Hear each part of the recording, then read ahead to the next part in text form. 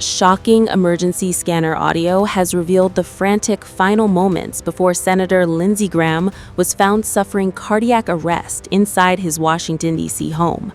First responders repeatedly knocked on the door, pleaded for access, and ultimately requested police break it down before beginning CPR. Just hours later, one of Donald Trump's closest political allies was dead.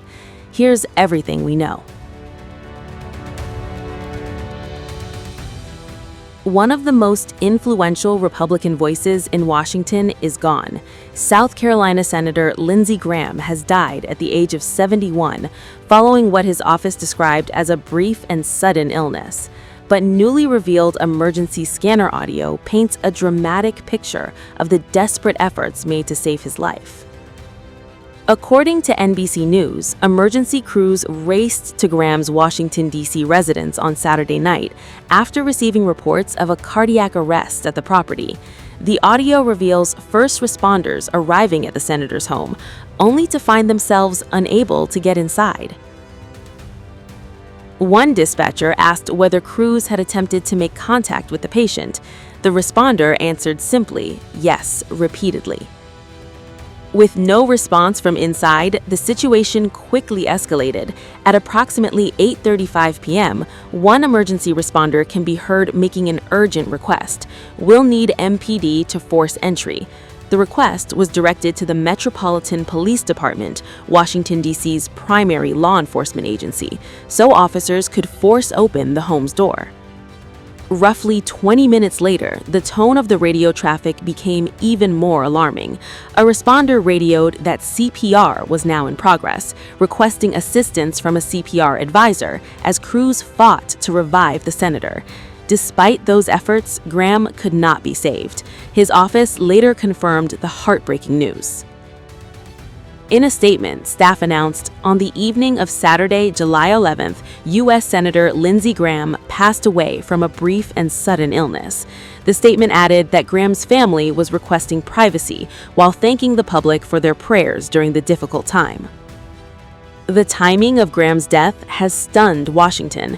Just days before the medical emergency, the senator had returned from Ukraine, where he visited a munitions factory and met with Ukrainian President Volodymyr Zelensky. Graham had remained one of America's most outspoken supporters of Ukraine throughout the ongoing war, consistently urging stronger U.S. military backing and tougher action against Russia.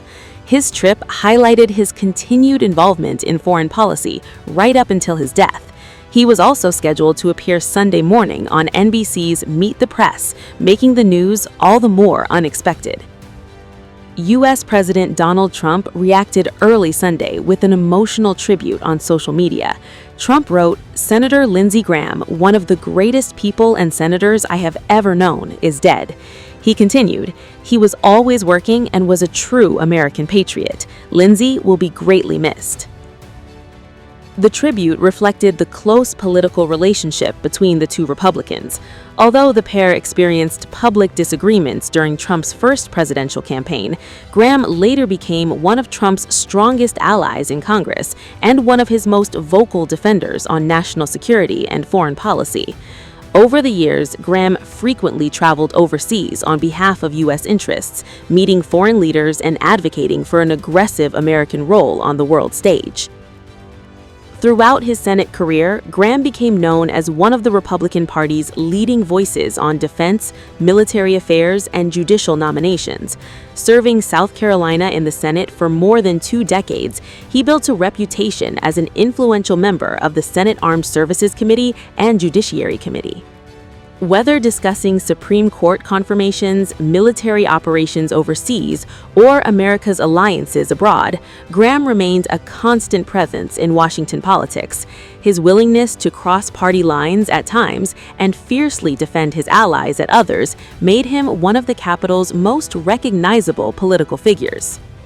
The newly released emergency audio has now become the focus of public attention. The recordings provide a rare glimpse into the urgency and chaos that unfolded behind the scenes as first responders desperately tried to reach the senator.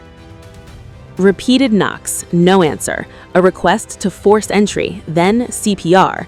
While officials have confirmed Graham died following what they described as a brief and sudden illness, no additional medical details have yet been released publicly. It also remains unclear exactly how long Graham had been inside the residence before emergency services arrived. As tributes continue pouring in from both Republicans and Democrats, questions remain about the precise circumstances surrounding his death. For now, the emergency recordings stand as a sobering reminder of how quickly events unfolded during the senator's final moments. A longtime lawmaker, a key Trump ally, a dominant voice on U.S. foreign policy, gone after a sudden medical emergency that left first responders racing against time. Investigators have not announced whether any additional information regarding Graham's medical condition will be released. His office says funeral arrangements and further details will be announced at a later date.